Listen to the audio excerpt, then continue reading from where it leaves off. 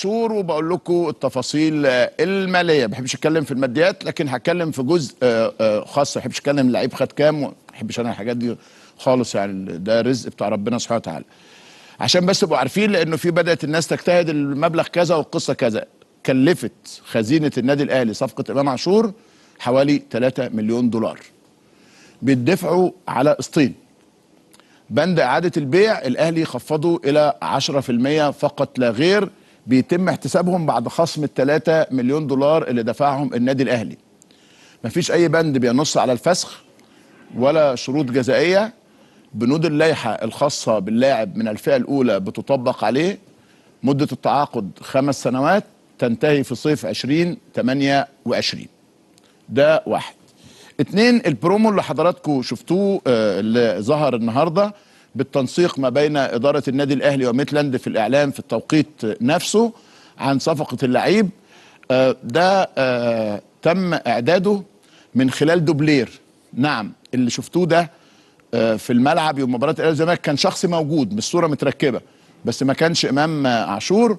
وده بيبين لك ان الاهلي كان مخلص كل حاجه من زمان.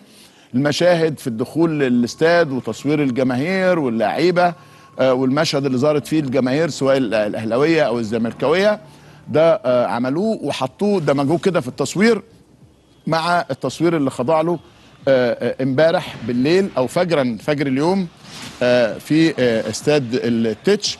وعلى فكره مش ده الاعلان الاخير، لسه في جانب تشويقي كمان لم يتم الاعلان عنه.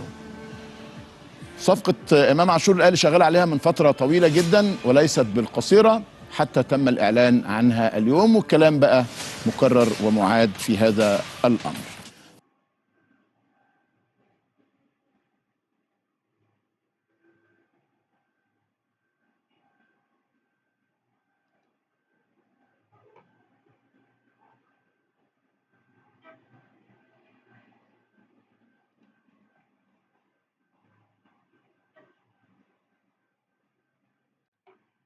ألف مبروك مرة تانية لإمام عاشور وعقبال الصفقات الجديدة.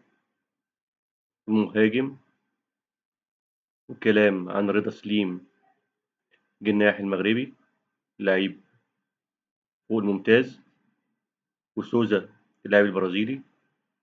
لو الصفقتين دول تموا هيبقى 3 إضافات قوية للنادي الأهلي، مش هيبقى ناقصنا غير بديل لعلي معلول.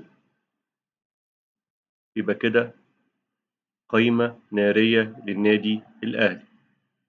مزيد من التوفيق للنادي الأهلي، مزيدا من الانتصارات في الملعب وخارج الملعب. والسلام عليكم ورحمة الله وبركاته.